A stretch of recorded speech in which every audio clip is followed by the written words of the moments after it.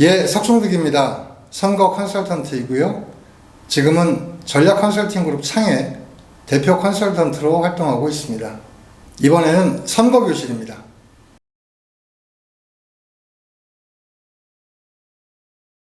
전략 컨설팅 그룹 창이 함께하는 실전 선거교실 38번째 시간 스피커 볼륨 키우기 7 대행사에 맡기려면 편 시작하겠습니다. 본선거운동의 홍보를 이야기 드리려고 합니다. 본선거운동은 본격적으로 선거운동을 할 수 있는 시기이지요. 길거리에 나가서 확성기로 떠들 수 있는 시간이기도 합니다.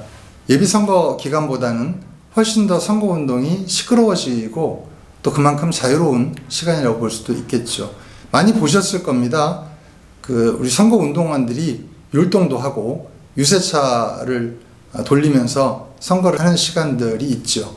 거리 현수막들은 어마어마하고요.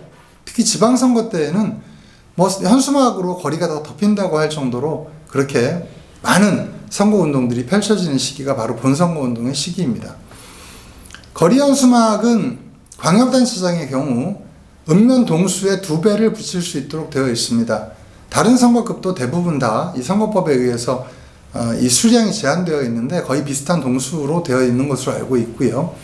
이 거리 현수막은 사실 한 20회배, 그러니까 한 1m짜리 20m 정도, 이런 정도의 규격으로 많이들 만들고 있습니다만은 이걸 보고 생각이 바뀌겠는가 라고 하실 수 있지만 어쨌든 선거와 관련된 메시지를 명시적으로 가장 많이 보게 되는 것이 이 거리 현수막입니다.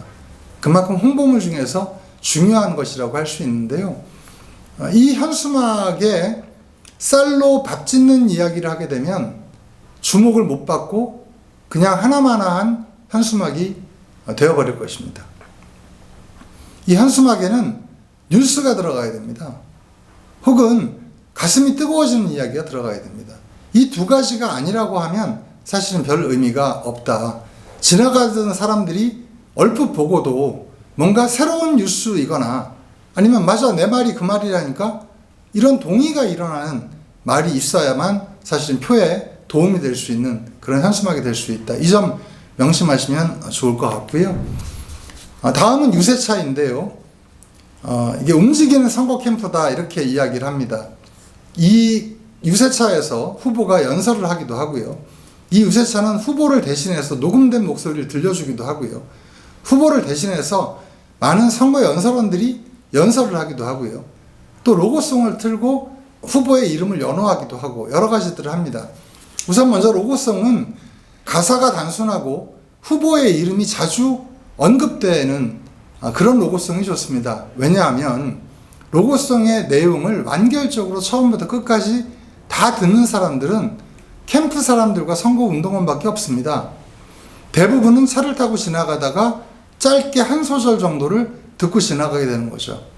그러다 보면 이게 누구의 선거 로고송인지 모르는 경우가 많습니다. 그래서 기호 몇 번, 누구라고 하는 이야기가 자주 들리는 로고송이래야 효과를 볼 수가 있다. 그리고 음악은 율동에 맞춰서 움직이고 아침에 뭔가 출근하는 사람들에게 대세를 전파하는 이런 시간이기 때문에 템포가 빠르고 율동이 가능한 그런 로고송을 사용하는 것이 좋습니다. 다만 낮 시간에 골목을 다니면서 혹은 아파트 단지 주변에서 로고송을 틀어야 되는 경우들이 있는데 이때 사용하는 로고송은 너무 템포가 빠르고 시끄러운 음악을 틀게 되면 오히려 역작용을 일으킬 수도 있거든요. 그래서 그럴 때에는 조용하면서도 뭔가 궁금해지는 무슨 얘기를 하는 거지? 라고 하는 것이 가능한 그런 곡을 선곡하는 것도 좋은 방법이 될 것이다. 이렇게 설명을 드릴 수 있겠고요. 동영상 같은 경우에는 스토리보다는 역시 마찬가지로 기호와 이름이 눈에 띌 수 있는 영상. 그래서 로고송과 함께 틀 수 있는 영상이 주가 되어야 하고요. 여기에서 연설을 한다든지 혹은 드라마를 튼다든지 이런 것들로는 유세차의 영상으로서의 역할을 제대로 하기가 어렵다. 이런 말씀 드리면서 유세차에 대한 설명 좀 드렸고요. 동영상에 대한 이야기인데요. 이 동영상은 사실 감성적으로 전달할 수 있는 수단인데 자꾸 이 동영상을 유세차에 태우는 것 이렇게만 생각을 합니다. 물론 유세차에다가 실는 동영상이 있죠. 하지만 SNS에 실는 동영상과 유세차에 실는 동영상과 행사 때 트는 동영상은 전부 다릅니다. 동영상을 만들어 놓고 이것을 어디에 사용할지를 생각할 수도 있겠고요. 어디에 사용할 동영상을 만든다일 수도 있습니다. 저는 후자가 맞다고 생각하거든요. 그래서 SNS라고 하는 큰 축에다가 이 부분은 동영상으로 처리를 해야 되겠다. 이런 고민하에서 동영상을 연구할 필요가 있고요. 유세차에 실을 동영상은 그와는 또 다를 수밖에 없고 행사 때에는 필요에 따라서 여러 가지 동영상들을 제작해서 사용할 수가 있습니다. 5분 넘는 동영상 이런 것들은 행사 때는 사용해서 뭔가 역할을 할 수가 있겠지만 아까 말씀드린 대로 유세차에는 별로 의미 없다. SNS 같은 경우도 너무 길어지게 되면 대부분 끝까지 보지 않는다. 그러니까 최대 2분을 넘기지 않는 이런 원칙들을 우리가 세워서 운영한다면 동영상 같은 경우도 찍어놓고 어디 내보낼까 이게 아니라 어디 내보낼 것이기 때문에 이렇게 찍어야 한다라는 형태로 기획하는 것이 필요하다. 이렇게 말씀드릴 수 있겠습니다. 마지막으로 꼭 대행사를 통해서 홍보물을 만들어야 되느냐, 자체적으로도 얼마든지 해서 발주 가능하지 않느냐 이렇게 말씀하시는 분들이 계시는데요. 저는 안에서 할 수 있으면 더 좋다고 생각을 합니다. 왜냐하면 안에서 한다라고 하게 되면 대행사에서 하는 것보다 훨씬 더 집중도가 있겠죠. 대행사에서는 여러 군데 일들을 해야 되는데 우리 캠프 내에서 이걸 핸들링할 수 있다라고 하게 되면 그러면 집중해서 우리 것만 할 수가 있으니까요.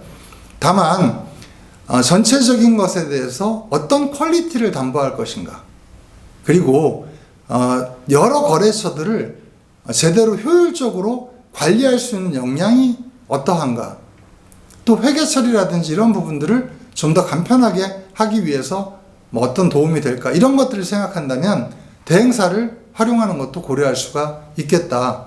중요한 것은 대행사를 통해서 할 것이냐 자체적으로 할 것이냐가 아니라 재미있게, 의미있게, 그리고 메시지를 일관성 있고 한 번에 제작해서 통합적으로 운영해낼 수 있는 이런 역량을 어느 곳이 더 잘 발휘할 수 있는가, 이 부분을 잘 고려해서 하실 필요가 있다는 것이고요.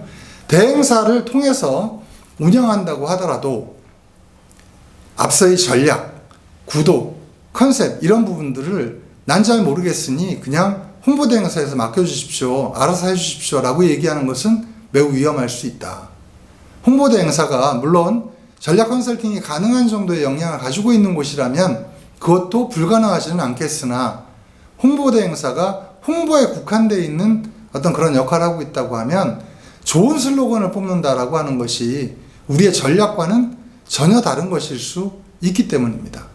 그런 점을 생각한다면 전략을 잡고 전체적인 홍보 계획을 잡은 상태에서 그것들을 어떻게 실질적인 제작물로 만들어 줄 수 있는가라고 하는 제작 능력을 중심으로 대행사를 선정하고 운영하는 것이 필요하겠다. 특히 선거 때에는 정해진 기간 동안에 제대로 된 제작물들을 바로바로 생산해야 되는 그런 문제가 있기 때문에 더더욱이 그런 측면에서 충분한 고려가 이루어진 채로 홍보를 운영한 것이 맞겠다라는 말씀 드리면서 오늘 이야기는 마무리하도록 하겠습니다.